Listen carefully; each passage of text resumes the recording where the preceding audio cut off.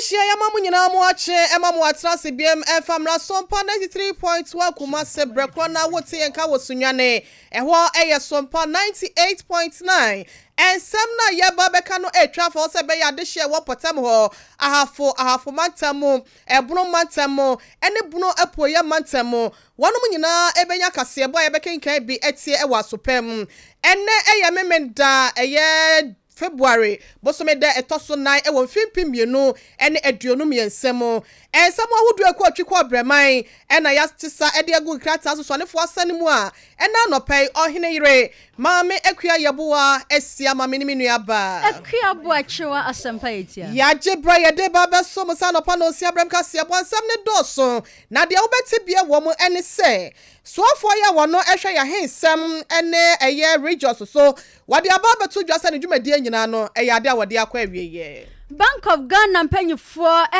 Public Accounts Committee for say adwebrel enkrata umuhia nina edefa gold for oil policy no nemrepem omo de bebrel mu esem kroya wonanam so afọ be de eche ya wono so hwa ahode ne yeso wade abeto dwasa fuel stations ne bi wo ho a sa dwumadi we se de mfaso pewa e de abrel wonom National Union of Ghana Students are trying to friend Nooks. SCN day omusi omoboka say demonstration at University of Ghana students ayayano omufuaso.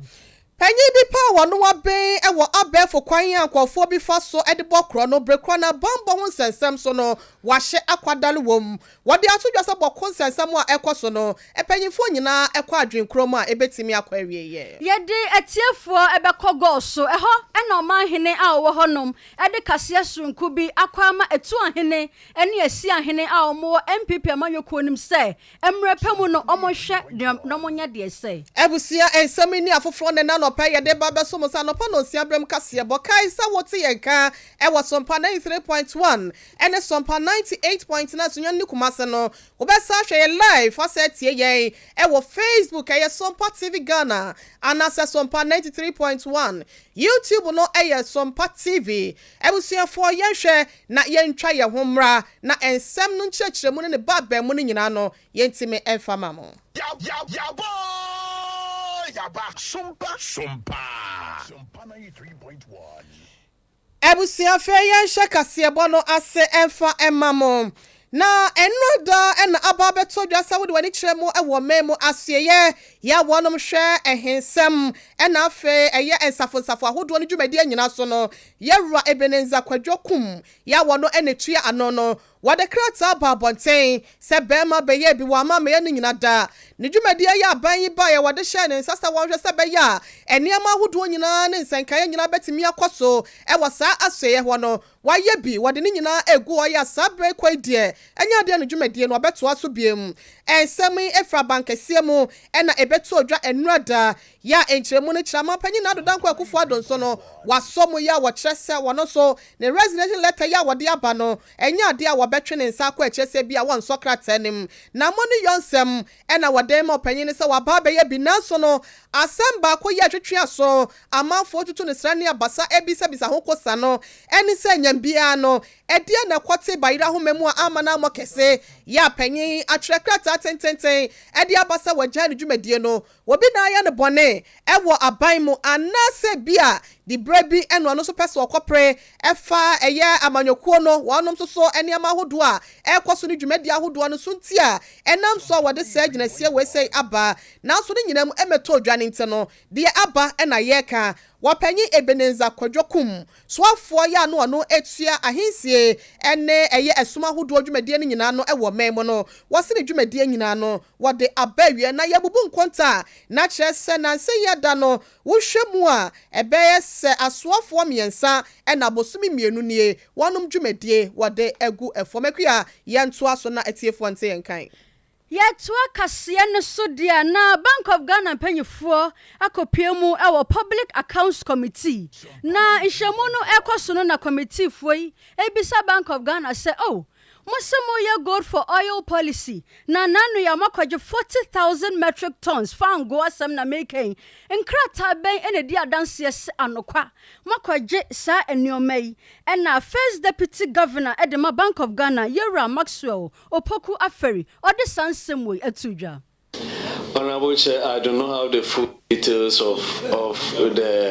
that leg of the transaction with me at the moment. What I know is that the Gold for Oil program has two legs. It has the gold purchase program leg and then the oil leg. The Bank of Ghana is fully involved on the gold purchase side, which then translates into oil. So I may have to go back and check how the oil side was transacted. But what we know is that we have fully paid and bought gold that is enough to support the oil transaction. What I can confidently share is the metric tons of gold bought by Bank of Ghana. As I said, we have two legs of the transaction, so I will not go into the exchange transaction. But the gold purchased by Bank of Ghana is not new. We introduced the gold purchase program as part of our building our reserves, and we are using a component of that program to support the gold for oil. So the metric tons of gold purchased by Bank of Ghana, I can share the details with the committee later on when I get back to the office. But what I can also confirm is that the gold is being purchased in local currency, cedis. So it's a conversion of our domestic assets into foreign assets. And then it is being purchased at the world market price. We use the Bloomberg and the Reuters market price to purchase the gold. So those I can confirm. And in terms of the ounces that have been purchased as at now, I'll beg of the committee so that I can supply that data later on, because I do not have that with me now. Abusiayera Maxwell Opoku Aferi, first deputy governor at the Bank of Ghana, ono and also Public Accounts Committee ni sewe die mesramwa mama mentwa me hombra na meba enkrata I was a medibedi adanse Sompa gold for oil policy ni de betintim ho no medebeba manim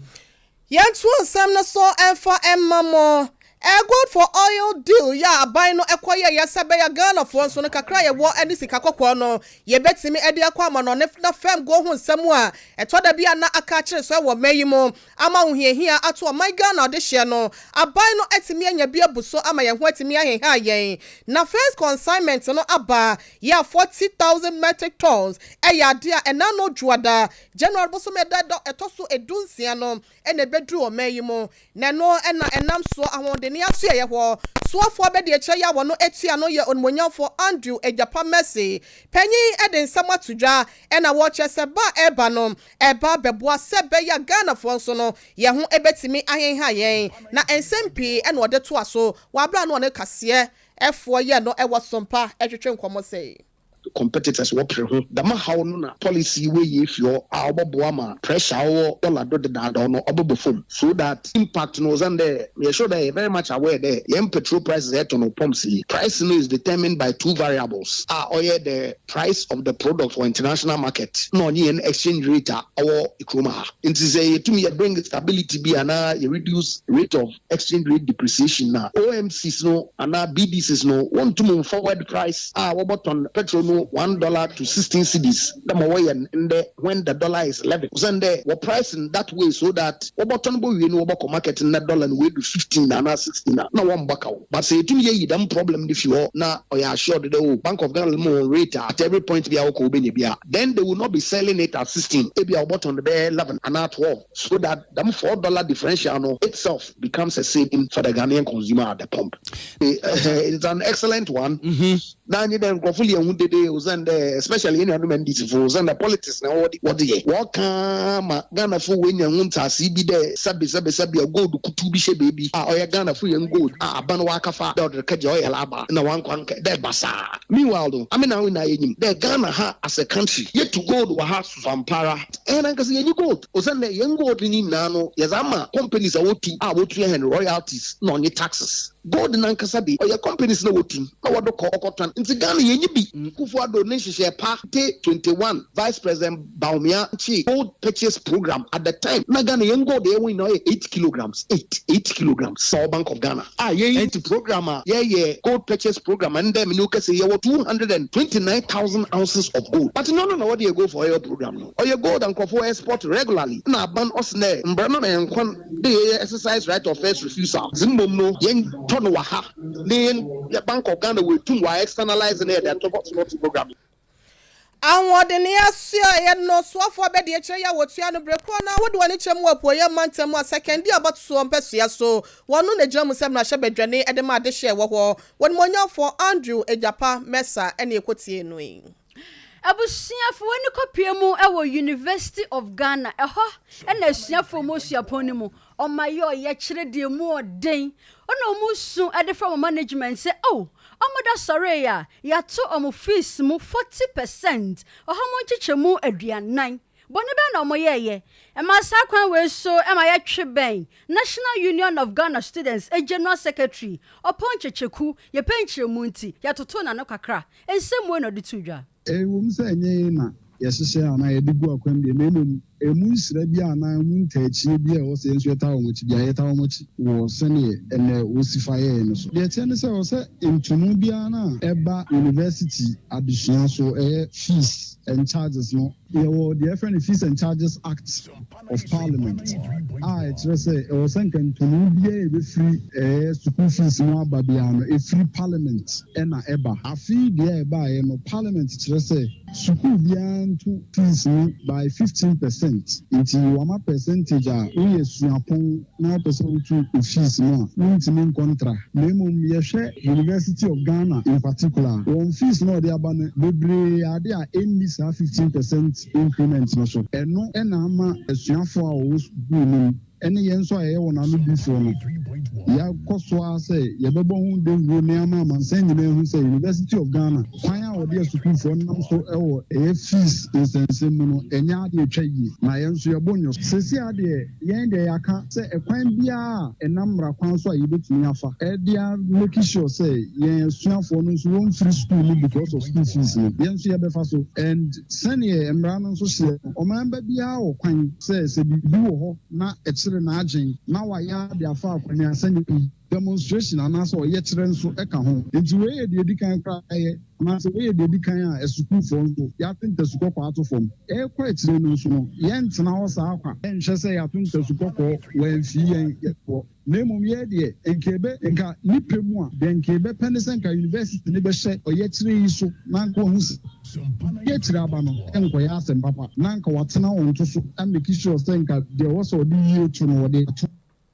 National Union of Ghana Students General Secretary Opon Checheku ene ne ekotie no ye kai wo sa wasugu so awutie anopa no nsiabrem kase bo e wo Sompa 93.1 kuma se wo sa tie nka e wo sunyan ne potamo Sompa 98.9 Facebook no e Sompa TV Ghana anasa Sompa 93.1 YouTube no so e Sompa TV wadwetwe ene nsusu ye fafa so e brepam no ya bekenkan e de akyere awiase nyina ye to nsem no so ani ye bo awramo na nse bo konsensem ya enam so ama nipa bi nam ho ehwere won kra no enam so ama bambo mo binfo bi awowom ya brekro na wode wani kyeremu wo ekwan ya befo kwan ye fa so e de bokro no mu a waben ahia kwadalwom ye rarechi kumado wode atodwa se won mo kan bi ewom e wo ahensie mu ene amanyosem nyina no se wo ya adwenkro ne wakọ benkro mu egyina sampa de ekoso ne nya yade hye ehwere yen ne okasa obesi ntokwana no a e yade obetimi amana broso yen konkotie opanyin nsem enkyeremu ya wode ma yen. We show the training of military officers, any psychology, any security operations, you see military officers for civil and public safety guarantees, to achieve public safety guarantees. Now say public safety, and I say first hand of court, and your military for, your police for. And yes, I mistake in say, put the military for first line, the pressure of work and the nature of their training, but more much to accompany by heart, say the way I echo ban. Number two, then beside as a nation, military for a call Boko, no and for how long have they been at Boko? What are the progress reports on their operations at Boko? Mifi said the state have not acted properly, and our security managers have also not acted properly. And then Boko Abaye abatross on the neck of Ghana. Now say the soldiers who call Infranza, then I see it. Say the soldiers call Gra, then I see it. Yeah, the soldiers for all places, then I see it. When him say even in the UN chapter, one country can be fighting important among the other. Yes, the soldiers call for peacekeeping. There was strict operational procedures. And every soldier that breaches the rule is held accountable. No, we are not getting it right. And see, there's a miscommunication somewhere. Se Boko Ababeye crime scene, and a Boko Ababeye a very treacherous place against the state. And I hear the soldiers to call and come, but this time will be a Juma number. And the state Nankasa, what are we doing in Boko? Soldiers na hear the call on what is the security risk assessment? Maybe they say you review almost security operations management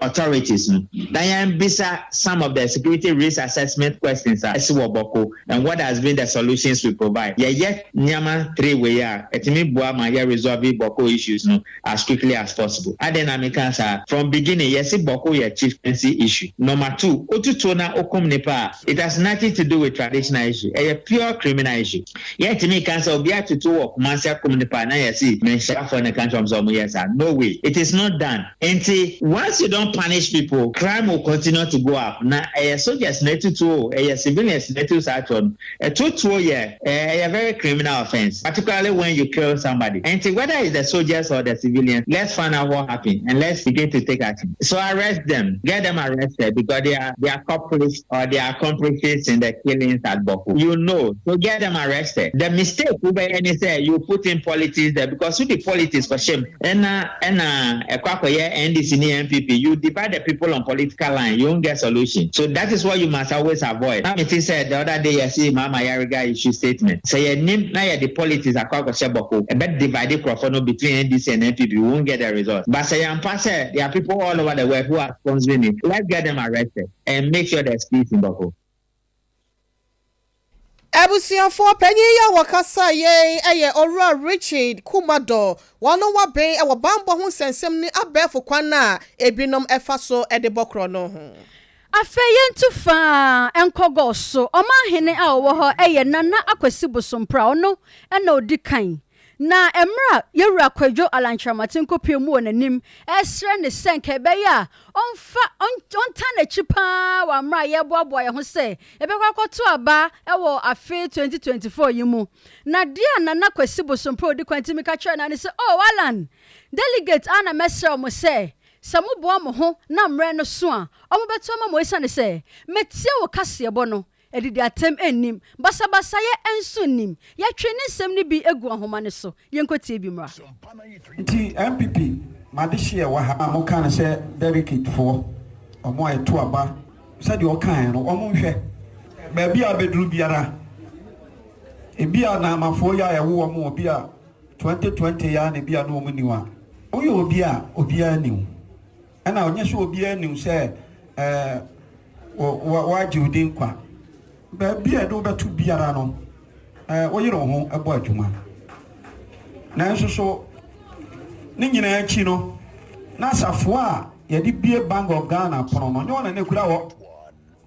ana de wo pesa wo ye no wontumi nya se de wa wo pe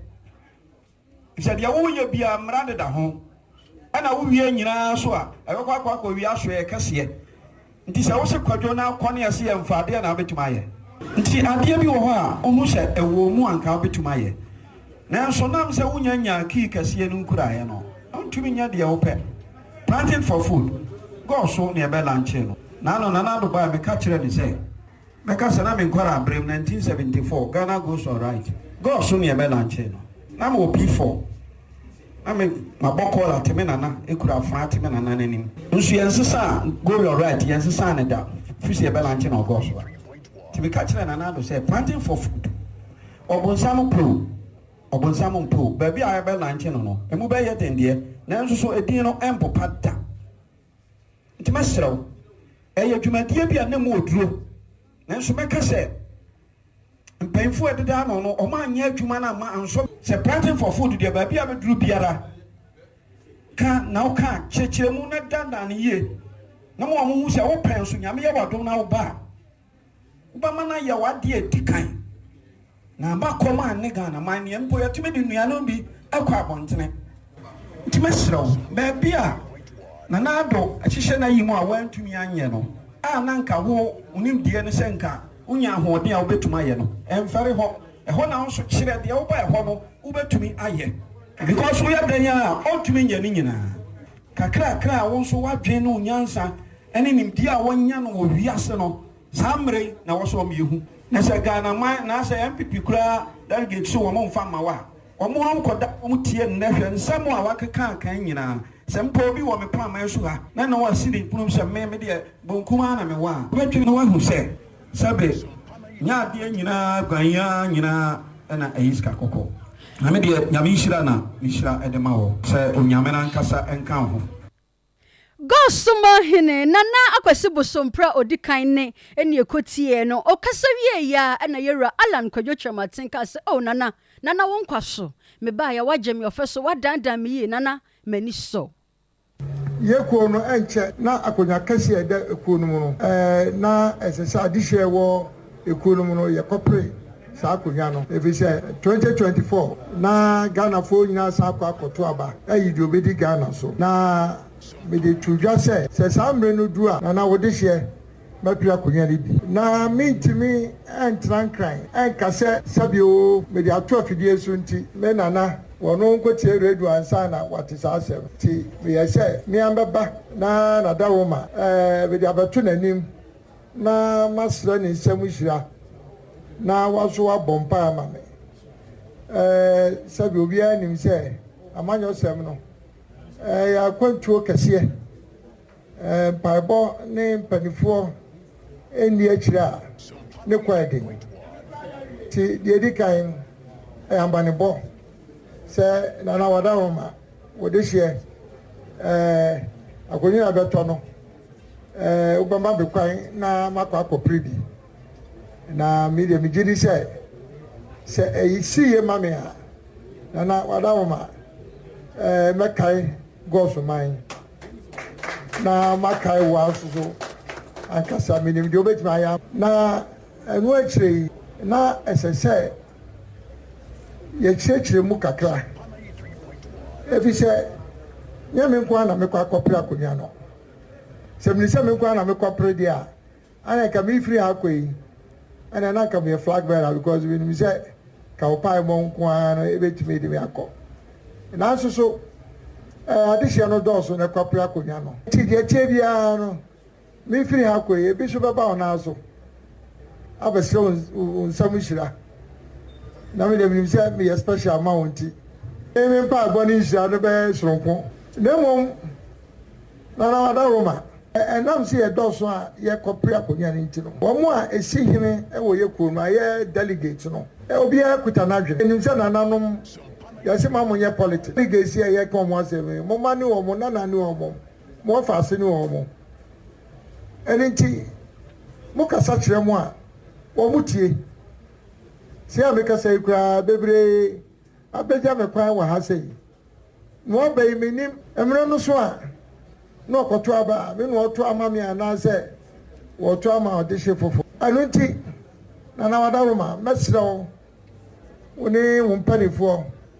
na mon kansan kire mo mai mo nananom delegacy se aba ye kwakoto ayi di obedi ekoni mu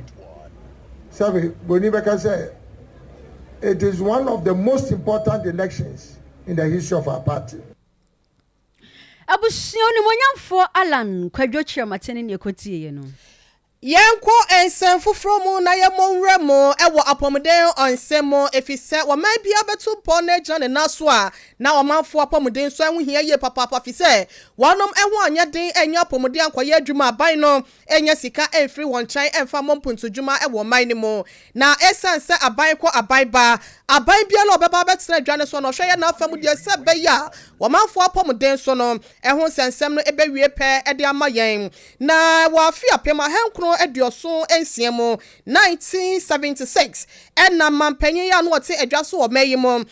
yewura Ignatius Kuntu champon wono so esi adwen so wo behwe se be ya konfa no chaban ya sabia bia ya abatan ene wo ma ebeda no eho asiesie no betimi de dan bia si wade ama wonom na bensa finhia aduanan enum ne ebusia edan no da so si wo ya yenwie ye na efimpi mienu ene aduono mu mebosome da na etoso edunu no no ena mampanyi na do danko akufo ado wo se obi ayebi wantimi anwie ni nyina de a obehwe aba beto so emenam so nte no wode dwumadie no ehye UK construction bi a wato ne din se contractor ensa na ne yanim se adwuma no ekoso ya eni kyeri bi kura no se adwumadie no nyina ebekọ awie na so no asemu aba beto dwa eni se contractor fo yi ekyeremu asika ho nsem no ayeden aban no nyamfa sika enfamre wonum ti aka ho bi ama aye adwumayefo bese ahanu 200 workers one more pam wo musa won konkotena fie die ben ena wo kwa akwaye adwumayefo ya wakodin sense besei wo mu de wonsu efa so mpaka se so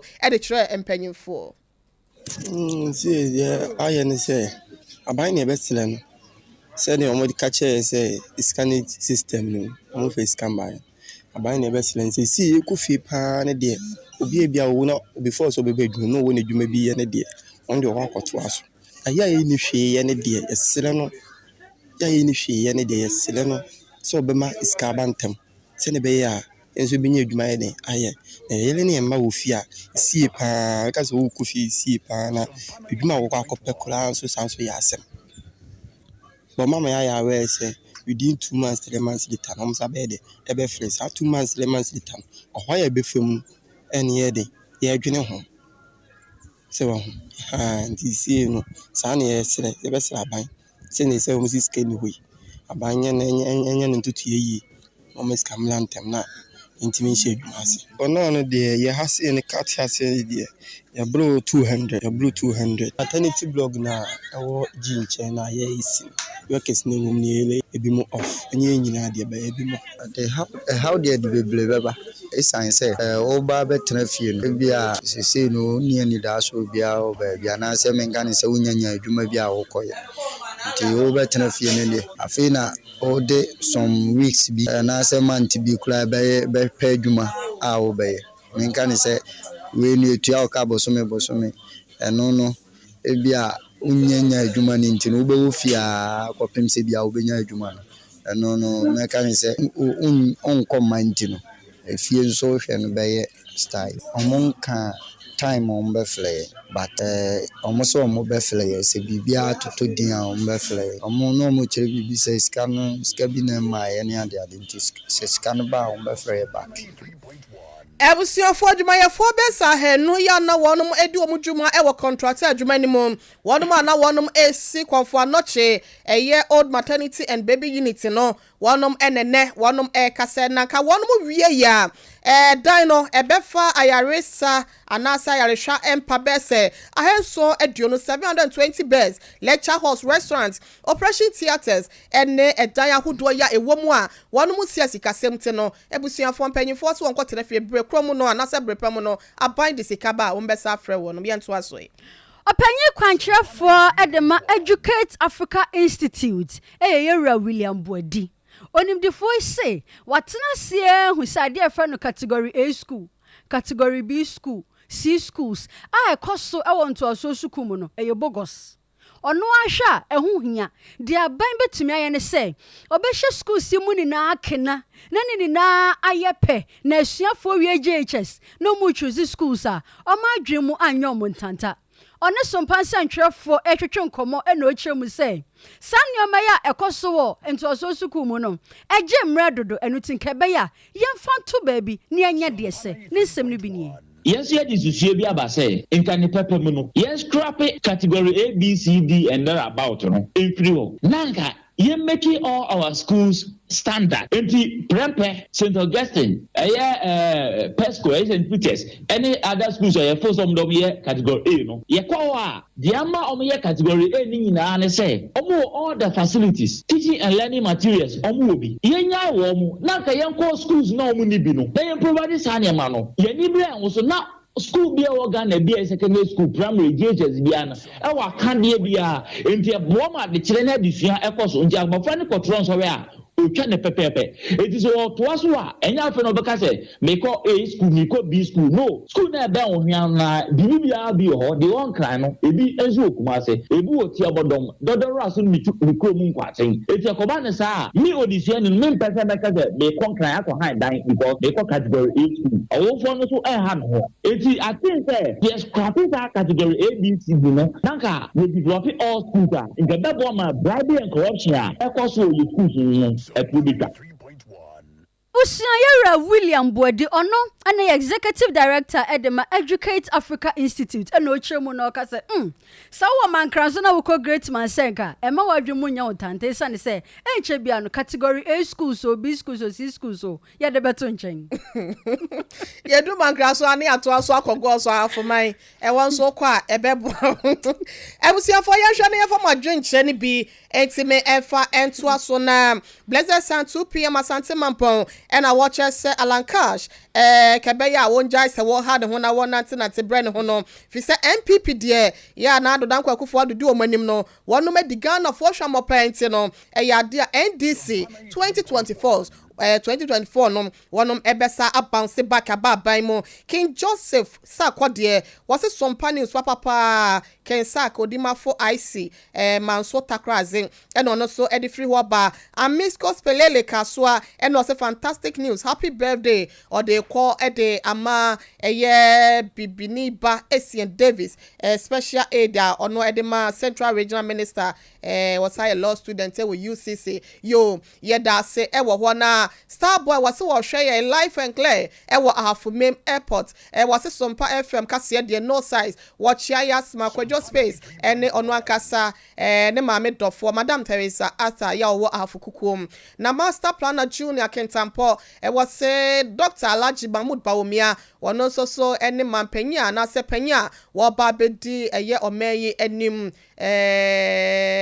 ngosi onabo Alancha Martin ade a oye obo ne homoden de ya wo movie ekwo eye miamia hodo na so no ade a enema enhyeda enkoye nti no kebe ya onje na home George Mafo se ejamafo we enjoy kase bono pa enso was fumesa ochikrom wose more fire that's a fantastic Weber Force of secretary asanwe so nanado Dr. Bawumia anyone monyafo Ken Ofori ata wose wonom ne Ghana ya how kese pa ya eno so ewo memo aja se ho mafo se atro ahye wonom ma emine wonom Felix upon enso ede ne de etwa Sompa chonse kebe kosoro kakra yo yefa ensiase no Felix de no o se da che hine na nakwadwo pon bampena se o hwe live ewo ho wose no can no vote delegate Robert and we sing so every one for baby of na say good morning, how are you? We are fine, sir. We thank you. Ebusia for yes sorry so na yefa mizo free drink and for ento asoma what misro ene akwa ya memendai eyiyo ni bi kwaso ya kase ye nua be ma sofo pokwabna ne de no baso ewo hwim potam ho eno ntino mizo ene 5G no ena ye de ekronti no mesro mango de ho ne de kan fruit ni nyina abom so no ewo ho wonya bia beboa o dwumedia bia wo die se ya bedi nto awade yiyo anase party bia no eno na mekan fo de ama wo afiefie mu ye hia wo ho nkwada ne suku kromo enfa do no de bia ama wonum koja wonum ayemutuo eye mizo ena we hia 5G no so we adwama so mema ne de eya na di makagina mu make wati ase ade nheda nchinte no mimo nwura mu pie yi amama afrisisi animu ema moja de afrisane ewo ntire ne mu eya mama eya ma emema na apalativo bitter no so eka ho bia kra na fo ye doadoa no wo de ma na ebetimi abona yimframa bona nyina e de afri akwada ne ye mama ene mema ne tituru ene emma ne ye kanfo de amamu numbers a ubetimi afre no eye 0246 270 221 0246 270 221 baby a wo bia no what de ba na sa we friend na ye bejo so open do container do krampo na ye no bedi nkomo na yetimi e de abrel e na se kese mfa nkoma ye Rasante ye bo Benedict wono e na ye semufo panyi news crew ya wonom so e was Sompa 93.2 Kumasi asenom eni Sompa 98.8 kwenya kwa bro no ma wone na pamfo ye da mu nyina se ima e na hwe ye e de yetwafa abefo kwantempo fidie Facebook YouTube so a wonso wutimi ye hwe live etie kase boni bi MC aho ima ya beda se papa ne na no pay ma pesma ka hema fo ya betena se e de ensem ne beso mo no e de amede so ayo hene yire ma me akua ye boa asia ma me nua ba papa bi akua boa chewa asempa etia yes sorry so amanana ya boa ma libia boga ega na fapem dwumadie no watimi ede ato aso ne nsem a ebobba no ebusua wantie bia wayo ho yese hwema da yetini wura no ntini mempre me ho emfa nsem ne metodwa wankasa gibre na etina wafidie no Sompa 93.1 ensem papi ne nipa ene ye wo edema wo